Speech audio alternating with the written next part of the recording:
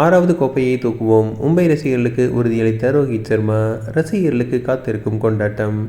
19வது IPL cricket தொடர் வரும் 28ஆம் தேதி தொடங்கி மே 31ஆம் தேதி வரை இந்தியாவின் பல்வேறு நகரங்களில் நடைபெற்று வருகிறது. இதற்காக 10 அணி வீரர்களும் தீவிர பயிற்சியில் ஈடுபட்டு வரும் நிலையில் மும்பை இந்தியன்ஸ் அணியின் எம்ஐ மிக்ஸ் என்ற பெயரில் ஒரு சிறப்பு கொண்டாட்ட நிகழ்ச்சிக்கு ஏற்பாடு செய்யப்பட்டிருந்தது. இதில் மும்பை அணியின் கேப்டன் ஹர்திக் பாண்டியா, சூரியகுமார் யாதவ் மற்றும் முன்னாள் கேப்டன் ரோஹித் சர்மா உள்ளிட்ட முன்னணி வீரர்கள் அனைவரும் உற்சாகமாக பங்கேற்றனர்.